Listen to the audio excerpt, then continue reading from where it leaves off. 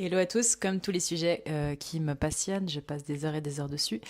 Et là, je me suis retrouvée, du coup, comme je vous ai montré, sur la chaîne YouTube de Philogine. En gros, c'est un psychologue diplômé qui parle des relations et de la séduction en particulier. Une des vidéos que là je viens de voir, que je vais vous mettre le lien en bas, c'est l'hyperféminité.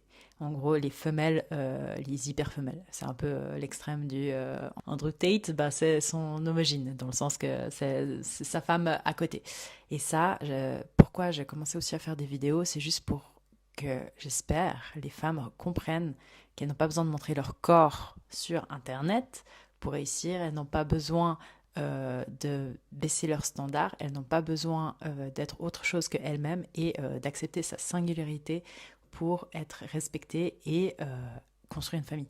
En fait, ce que tu veux vraiment toi, c'est construire une famille, pas avoir des likes. Je pense que tu n'es pas au courant, mais si jamais une majorité des femmes qui se mettent presque nues sur les réseaux, généralement elles ont très peu confiance en elles. C'est souvent une image qu'on montre en mode regarde-moi comme je suis belle, mais en fait elles essayent d'avoir de la gratification instantanée et donc de la dopamine parce que généralement elles n'ont pas eu un père à la maison. Si tu avais un père à la maison qui t'a bien éduqué, t'éviterais ce genre de choses. Pourquoi? Parce que tu sais que tu es un bijou pour la famille et que tu n'es pas à te montrer et à donner les perles au cochon, comme on dit.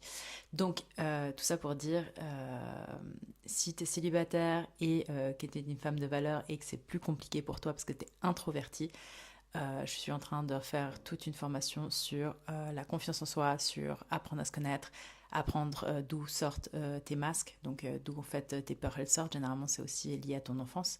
Si tu avais été un enfant qui n'a pas eu la place de parler de ses émotions à la maison, généralement tu vas galérer à l'école et être bullied et donc exclu aussi. Ce que j'essaie de dire par là, c'est en fait le travail, tu dois le faire sur toi et comprendre qui tu es et comprendre ta valeur.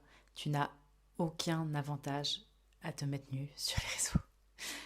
Et aucune femme qui se met nue sur les réseaux, sur des OnlyFans ou qui fait du porno, etc., ne le regrette pas plus tard. Ça n'existe pas. C'est pas dans tes gènes, dans le sens que t'es pas faite pour ça. Et s'il te plaît, respecte-toi.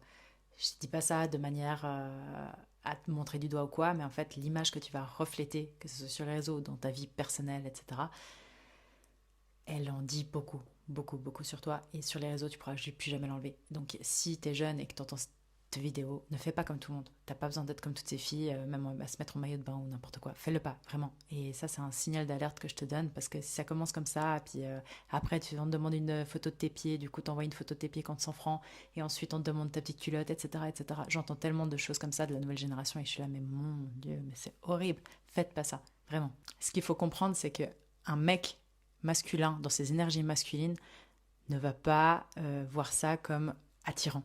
Okay, ou alors, même s'il voit ça comme attirant, ça sera pour te mettre dans la catégorie dépanneuse, en attendant d'avoir trouvé sa wifey potential. Il n'y a que deux catégories, la plupart des mecs, ils te le diront. En fait, un homme, les premières fois qu'il te rencontre, il sait si t'es un wifey potential ou si t'es juste une femme dépanneuse. Et en fait, cette femme dépanneuse-là, c'est celle qui va souffrir le plus parce qu'elle s'attend à être un wifey potential, mais dans ses actes, elle agit comme une femme qui est de basse qualité. C'est horrible de dire ça, mais c'est vraiment vrai. En fait, de donner ton corps, que ce soit sur les réseaux ou dans la vraie vie, avec des mini-jupes, des machins et tout, déjà, c'est pas élégant. De deux, c'est trash. Et en fait, c'est pas ça que tu veux. Si tu veux vraiment construire une famille, si tu veux un copain qui t'aime pour qui tu es, arrête de montrer ce genre de choses, parce que c'est pas toi. Toi, ce que tu veux montrer, c'est qui t'es. Et je vais te donner un pro tips, entre tes 20 et tes 30 ans, concentre-toi sur toi.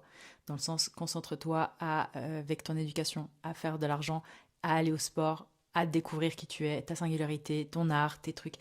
Franchement, les femmes, moi j'entends tellement de mecs qui me disent, franchement, Sarah, comment je fais pour qu'elle ait une passion? Arrêtez de croire que le mec, c'est l'aventure, ok? Le mec, c'est un partenaire d'aventure. Donc l'aventure, c'est ta vie. Si ta vie, elle est nulle et que tu ne fais rien pour l'améliorer et que tu n'as rien de singulier là-dedans, ça va être super compliqué en fait d'avoir une relation avec un partenaire de vie. Parce que toi, ce que tu... Alors, je sais pas pour toi, mais en tout cas, personnellement, c'est un partenaire de vie que je cherche. Et dans le partenariat, ça veut pas dire que je cherche une unité.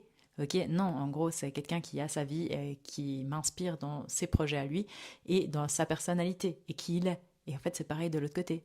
Ok, donc toi, tu peux pas t'attendre à demander quelque chose à quelqu'un si toi, tu n'es pas prête à le faire. Donc, concentre-toi sur tes passions à toi, concentre-toi sur ta vie aussi avant de chercher à